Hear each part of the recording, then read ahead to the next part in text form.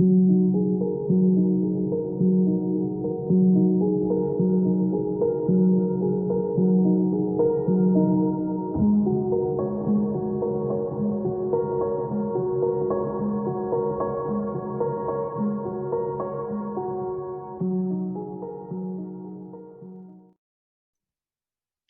everybody, and welcome to Linda's Love Talks. And today's topic is going to be losing yourself in a relationship with Dr. Zoha Fazel. And before I introduce her, I want to give you a little bit of background information about her. She has a doctorate in psychology, emphasis in education and clinical psychology. She has studied metaphysics and has worked with a Sufi master, studied in the field of self-discovery, self-growth, and since she was 18. I almost said 17, but it was 18. And then she also has a book coming out. Yay, I'm really excited about this one. Unlocking the Door to Love, How to Attract Your Soulmate. She is now a teacher, coach for singles who are trying to attract the love they want and deserve in their life, but can't figure out what is blocking that in their life. So with that, welcome, Zoha. So glad to have you here. Thank you, Linda. It was good to be here. Oh, it's so good because we've had many conversations, and I was like, we need to do some shows because you have a lot of information that a lot of people need, including me. And so, with that being said, I really kind of wanted to say and talk about my experience because I know you have a lot of thoughts around that, and you can totally add to a lot of this. And we're going to also let all of you listening as well what you can do to not lose yourself. But for me, one of the things that I did was I became their idea of what they thought I should be. So if they thought I should be this, then I became that, right? And then another thing that I did was I conformed to their beliefs, and everything that they loved, I conformed to that because I was like, I just wanted them to like me. I didn't want to lose this relationship because I was so in love. So it was like I wanted to do everything and anything that meant anything to me. I just put that on the back and just was like, nope, this is, I want to hang on to this relationship because, as I was saying in a lot of my other videos, like I was looking for love in all the wrong places, and men really, and things. Mostly it was looking for in men. But I didn't know any better. I didn't know what I knew, and it was really just to make sure that he was going to stay around. So what could I do? Is be everything that he wanted me to be. And so that was my experience until I fell in love with myself and realized that I needed to hold true to who I was and my values and my beliefs, and loving Linda for who she is. And that, there's people in life that are going to like me, and there's people that are not going to like me, and that's okay. You know what I mean? So I had to be okay with that. So that was my experience. And so I am not like that today. I mean, I think we're all still working on this self-love, I think, till the day we die. But I feel that in the place that I'm in is I feel good enough about myself that I am not willing, because it'll be 5 years for me that I've been single. So, well, 4.5 years, but close to being 5. So I'm not willing to settle. There's no way. So I just know what feels right for me, and I'm going to remain true to my beliefs and what I value. So with that being said, Zoha, what are your thoughts to that? Well, Linda, you're not the only one that does, that has this feeling or does it in a relationship. As women, we're nurturers. We want to make our family and our loved ones happy. That's our biological makeup. So women are wired that way. They're wired to take care, okay? So we take care of our children, we take care of our family. So it's not uncommon that we fall into this pattern of wanting to make our partner or our family happy. There's nothing wrong with that. It's losing ourselves is the problem, right? Men in general, their wire and their makeup is a little bit different. They're more self-centered. And I don't mean that in a negative way. I mean in the sense that they're wired to take care of, like, go hunt. Back in the day when we would go hunting, we're the gatherers, they're the hunters. So in order to be in that space, you have to be more self-reliant, self-centered, think about self a little bit more. Their brain works in the format of A to B to C to D, where we go A to Z back to A to B to C. Yeah. So our wiring is even different. So it's not uncommon that women do this, and there's nothing wrong with that. What's wrong is the losing of the self and becoming somebody else, and then not even loving ourselves and not even recognizing ourselves. So that's where the issue is, and that women need to, like you said, where I think most women don't do in a daily relationship is take care of self. So taking time for ourselves, exercising, just being with ourselves to remember who we are instead of always taking care of other people and then becoming what other people want us to be and not what who we truly are, and then becoming unhappy in the process. Yeah, like taking yourself on a date. Absolutely. I've done that before, where a really expensive hotel and took myself on a date and to dinner. Absolutely. And I buy myself flowers. You can't really see them, but I buy myself flowers. Them. They're beautiful. And you know what, Linda? I've been married for 20 years and I've got kids, okay? And I'm someone in this field, so I deal with this regularly. Even I forget sometimes. Even I fall into the trap of, oh, I feel guilty. I have to sit here and do homework with my son instead of relaxing after a long day.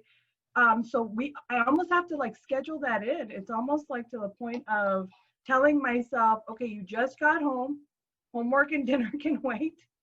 Take a breath, give yourself a half an hour, pray, do whatever you got to do to reconnect with self, and then you can go on to do the next thing. And frankly, I'm a better mom and a better partner because of that. Yes. The more I do for them, and then the more angry I might get, or the more just irritated and just stressed out I become, then I'm not the partner that my husband needs. I'm not the mom that my kids need. And when you completely shift yourself to becoming what they need you to be and you lose yourself, you're no longer the person that person fell in love with. Yeah, and one thing that I noticed. Go ahead. I said, and that's what becomes the problem, I think. Yeah. Yeah, definitely. One thing that I noticed too, that it was, I was trying to fill voids within myself, and having other people be responsible for filling that void within myself, as opposed to me filling the void, right?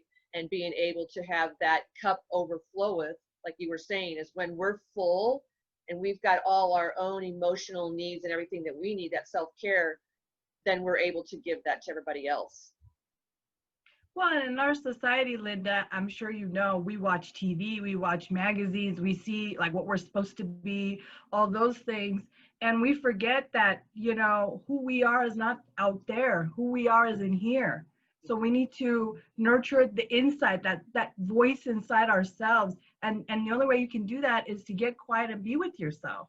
You can't do that watching everybody else and what they're thinking about you. Then it becomes too cluttered, too noisy, and you can't even hear that voice or your inner spirit anymore. And you can't connect with God.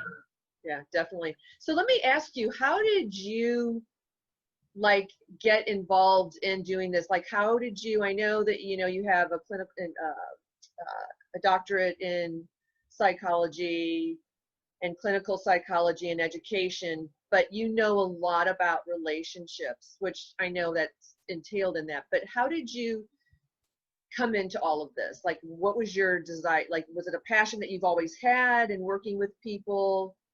I think, you know, maybe it's a little bit of a gift. I've always been, even as a child, someone that enjoyed being with people and talking with people. So I always knew whatever I did had to be with people. And then love and relationship, it was something that I was always interested in. And to be honest, it all started with a relationship with God. It was a self journey, really what it was. And that's why at 18, when I met my master, who has now since passed, something about the way that he was and the words that he used resonated with me. And I realized, oh my God, this is what I'm looking for. And so I kind of dove into that. And as I dove more into that, I realized perhaps what I want to do is psychology. And I went into that road. And I went into educational psychology because I felt like maybe if we start from ground up, that's where we need to be. And then eventually went into doing some private practice and clinical work with adults and couples. And I just realized the more I dive into this, that therapy and all those places is not where I want to be, because it's all like disease based. And I feel like we all have what we need on the inside. We're all connected to spirit. So as long as we go back to that connection, that's where we're going to find it. Hence why my metaphysical and my spiritual side is what I'm leaning on more. And that's why I'm becoming more of a transformational and like life coach, love coach than therapy, because I feel like people come to a therapist when they're in trouble, when there's nothing left, instead of coming to someone when you know, if I just tweak this a little bit, it could get better. I can be a better version of me. And that's where I'd like to, I think, help support people. Really, all I am is an extension of source. I don't really think of myself as anybody special or better or in any way than anybody else. I have my own journey and my own struggles as well. So I don't know if expert is the word that I'd like to use, because I feel like everyone is an expert of self. It's just I'm the guide that hopefully will take you to your own source and your own light. So when you decided to be like the love coach and go ahead and do your book, Unlocking the Doorway to Love, How to Attract Your Soulmate, was there something that led to that? Well, I think I've always been on this journey. I utilized all of these techniques and everything that I've written in my book in my own journey to find my own husband. And, worked out great. So from that point, I felt like this is stuff that I want to share with others. And it all really started out with me sharing it with friends at first. And then it's just kind of expanded and grown from there. Yeah, I love that. So going back to losing yourself. So I know for myself, what I did was, first of all, loving myself, filling the void, and holding on to what's true, knowing what my beliefs are and holding on true to that. Is there anything that you can give the people that are listening some guidance as to what else they could do to not, or even to recognize when they start to lose themselves? Like, is there something that they can be aware of? Linda, I think it all kind of depends on what kind of relationships there are in as well. You see, sometimes we're in really negative relationships where the other partner is just sucking everything out of you, right? So that's a different sort of system than if you're in a loving relationship and you're giving and taking. So in the kind of sucking relationship, then it really is like you just need to like see, are you in self-doubt constantly? Are you almost like agreeing with them even though you know it's not true? Right. Are you feeling like, low energy? Really, energy level is where it's really at. If you're constantly feeling like you're tired, you're low energy, you don't feel beautiful, you're just don't feel valuable, don't feel worthy, and those kinds of thoughts are always steering in your head, then that might not be the kind of relationship you need to be in. It's a toxic almost relationship. Versus a loving relationship, you do feel like you're received from the other person, and sometimes you might just drop low on energy, and that just might be just a stressful day, and it just might need, and that person gives you the space to be able to take the time that you need to be a better version of you. And I think that's the difference. Like if I come home and I tell my husband, I'm really tired, honey, I need the time, he doesn't say, well, no, you need to. He says, no problem, take what you need, because he knows I'll come out a little bit better. But if you are in a relationship that is an ugly relationship, and I've been in those too, you say that and the other person almost demands more. So it depends on where you're at and what kind of relationship you're in. Yeah, because I know in my, just in relationships that I've experienced, it's like that unhappy feeling, right? There's like this unsettling that kind of bubbles up inside. But I heard something from listening to some YouTube channels and stuff like that, and just kind of, because I love the inspiration. But one thing that she mentioned was, and I thought about this, and that if you look at the negative in the relationship, if you're constantly looking at the negative, of course you're going to have those feelings of unhappy, something's missing. You know what I mean? Absolutely. As opposed to looking at more of what's positive about the relationship. And then from that aspect, because then you're in alignment. And from there, then you can start asking yourself those questions. So and that's why I said a lot of it has to do with raising your energy. So Yes. you can do some raising energy techniques. Like for me, anything that makes me happy. So for me, it might be going for a bike ride. It might be singing a song and, you know, dancing with it. It might be spending time with my children. Anything that raises your energy to come back to love, Yeah. right? You got to come back to your heart center. That's where love is. So if you can come back to self, then your energy rises. Sometimes it's praying. And these are just techniques. These are just some ideas that I'm giving your listeners so that way they can do some of these things. But through prayer, there's a prayer that I use and I say, out of love for thee, O Lord, I give you whatever that struggle for the day might be. Because sometimes I don't feel God's love for me. It's not that he doesn't love me. It's not that he's not sending me his love, but I'm so low energy that I can't receive it, right? Yeah. So I then try to connect from my love for him. So out of love for thee, oh Lord, I'm giving you, you know, whatever issue that I had that day that I just can't get rid of. Right. The more I focus my love for him, then is when I receive his love and I feel his love. It's the same thing with people. The more you love them, not giving them so much of yourself without detriment, right? To your detriment. But loving them, at least being able to see them with loving eyes. The only person that's never going to take you for granted is the Lord. God is God. Yeah. So you can give him all your love, no problem. People, you're gonna have to be a little bit more judgment, like, you know, judge how much you can give. But basically the same thing, seeing the spirit behind the person. Because sometimes even if the person is not a caring person at the moment, if we think behind the spirit, behind their head, right, behind their eyes, who made them? Spirit made them. So therefore, spirit resides in them. And therefore, you can connect with that spirit a little bit easier and love that way. Yeah. And I think that's true too, because I know I've done that in relationships where it's really in what could be appear to be something that's negative or a disagreement or anything like that, is really giving that love and sending that love. Because I think too, what I've noticed and what I've come to also in doing as well is seeing where they're at.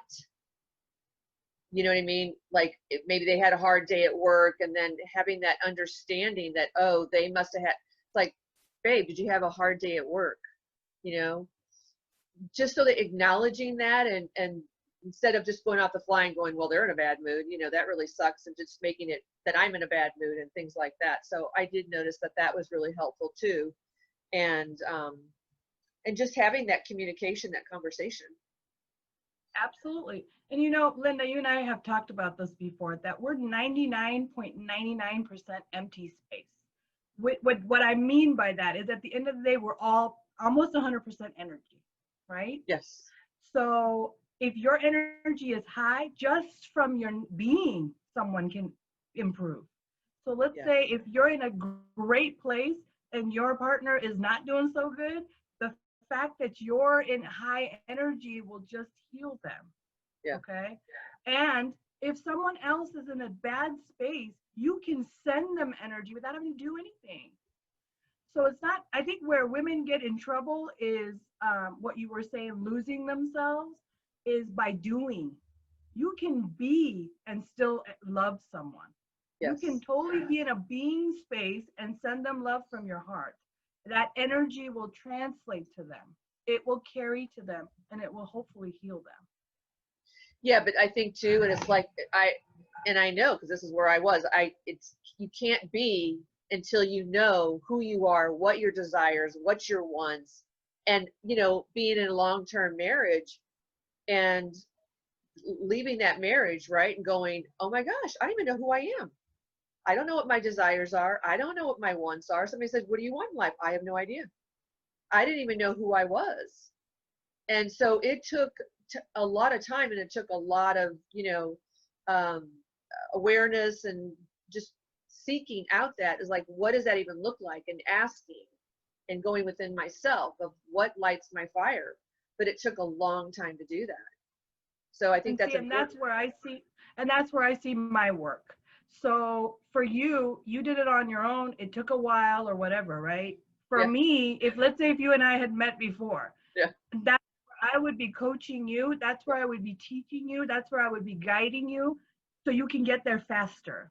yes, That's my mission and my goal is for women and men, to figure out who they are and what is it that they really want to be able to go find it. If you don't know even what you're looking for, you either will find the wrong thing or you are just searching without any, it's like going to the grocery store. You don't even know what your list is. You don't even know what you're buying. You just go up with whatever, right? yeah, But if you have a list and you know what it is that you're looking for, and when I say list, I don't mean like write down the list of things that you want in a mate or anything, but an idea.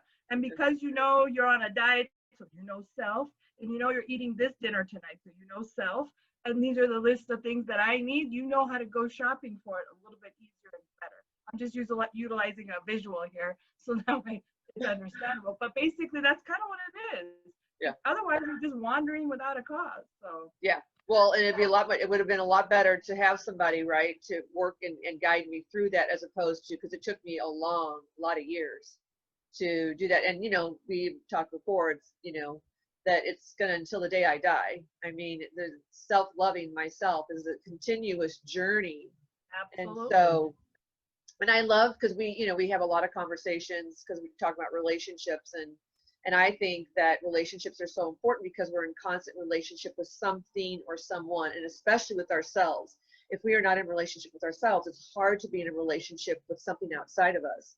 And when we're talking, what I love, and for everybody that's listening, this is what's really great, is what you do is you're breaking down your well, I guess maybe you should say it, it's like breaking through the barriers, because we put up these from the time that we were little. And I know, because growing up, it's like you have these ideologies and you have this, everything you were taught from your parents, this is the way it's supposed to be. You're supposed to be this way in a relationship.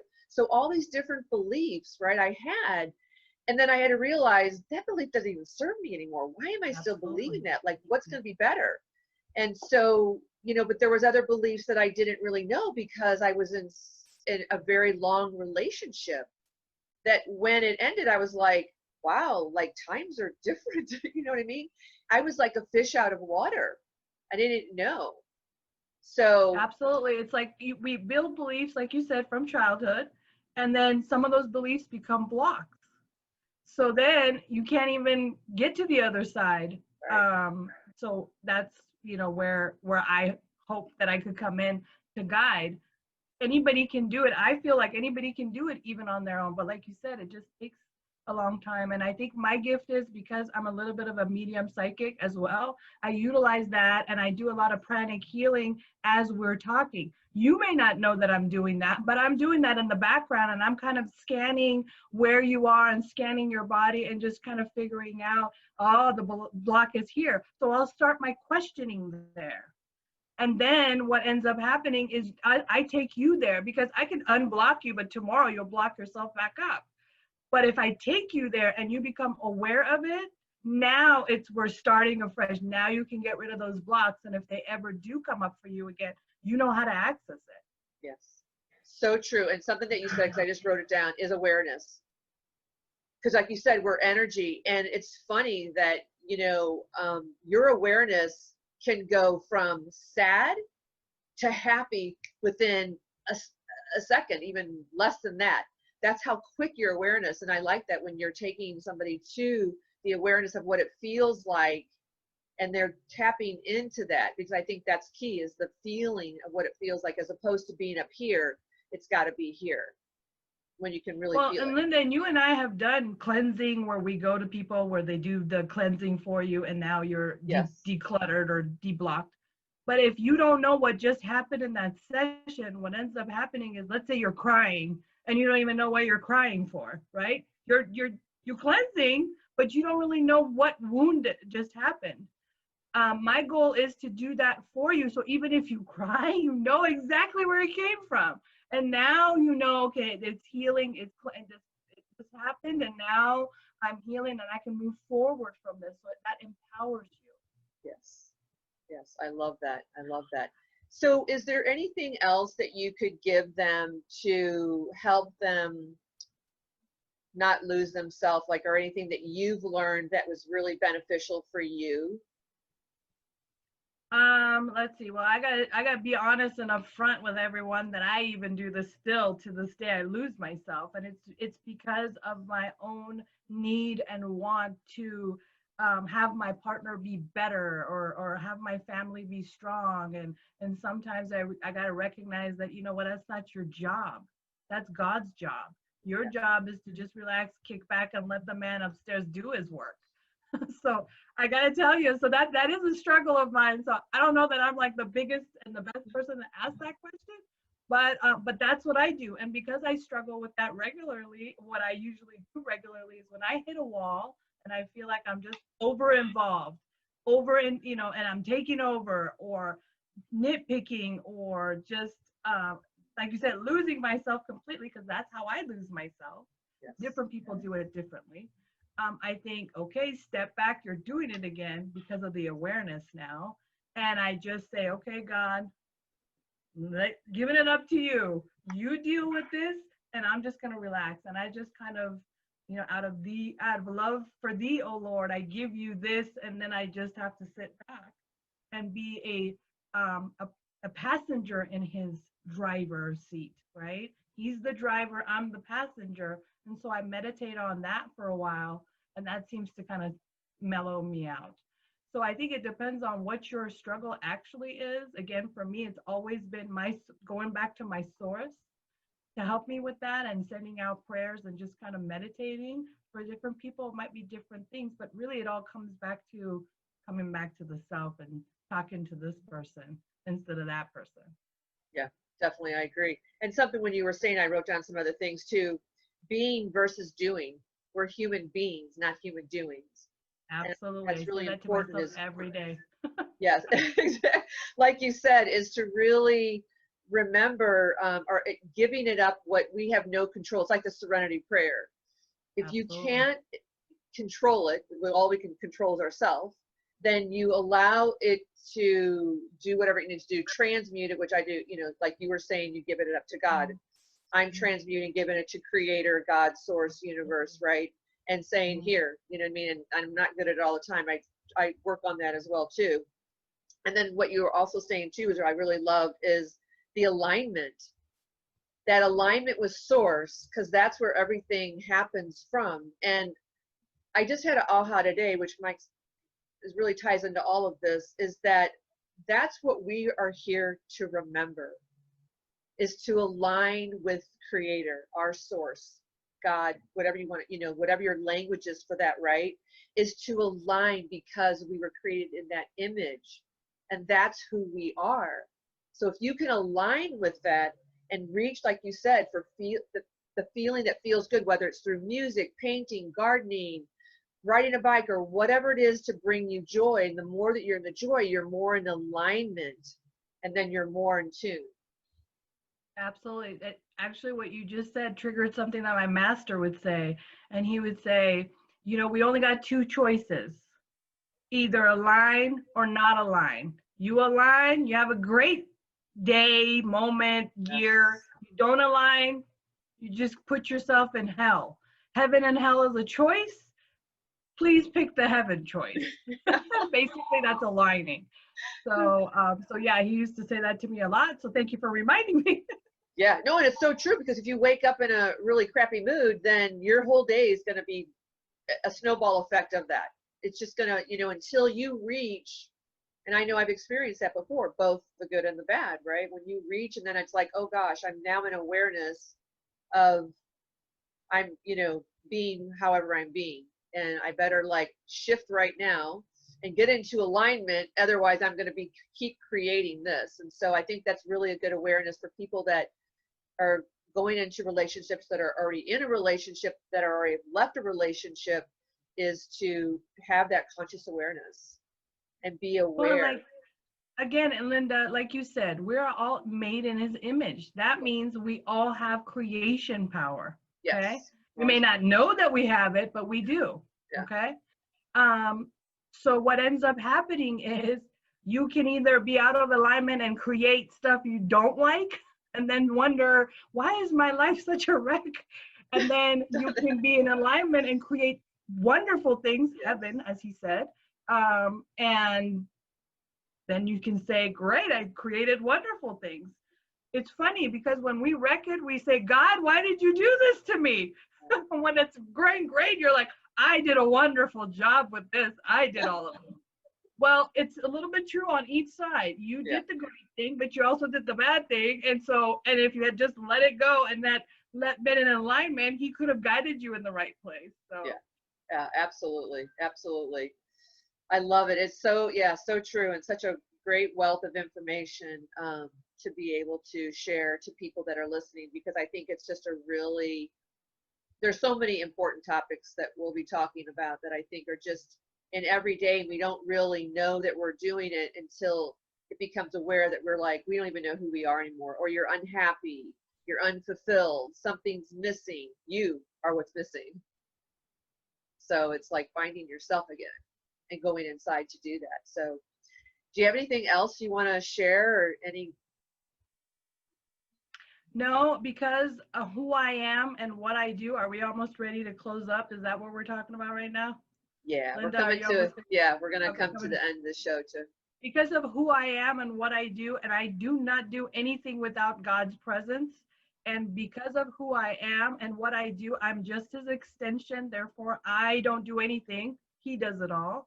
Yeah. So I feel like I need to close at least with a prayer for our listeners, for you.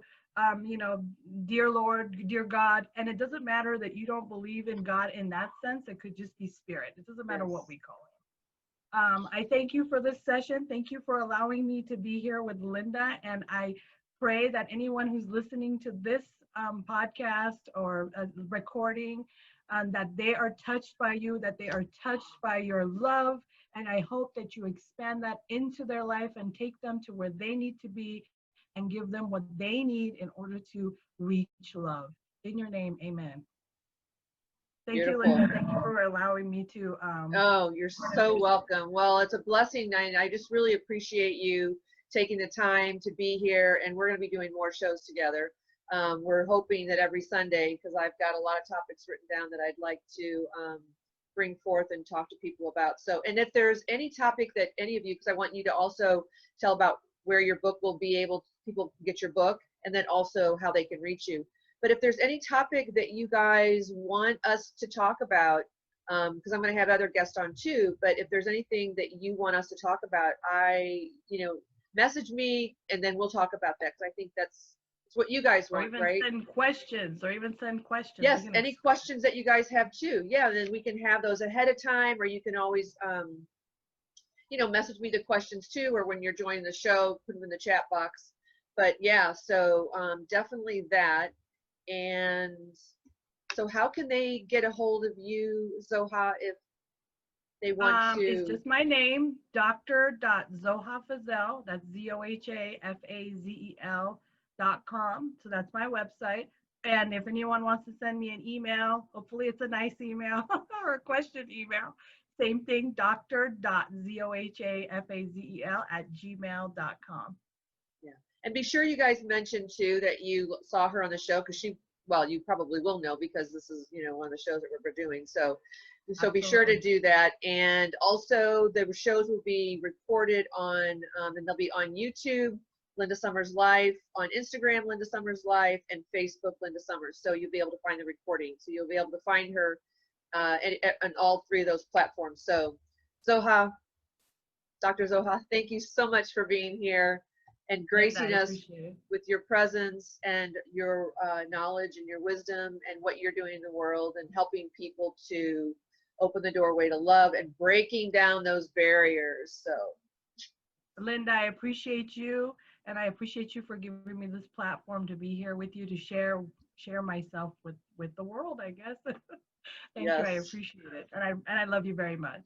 Love you too. Thank you so much. And thank you you. everybody who's tuned in and who'll be tuning in afterwards. We love you. We thank you. And be sure to comment, subscribe, and like, and hit the bell for notifications so you know when the next video will be up and posted so you can be ready to be present with us. So awesome. Thank you so much, Zoha. Appreciate it. We'll see you all next Sunday. Okay, sounds All right. good. Bye. Thank you. Bye.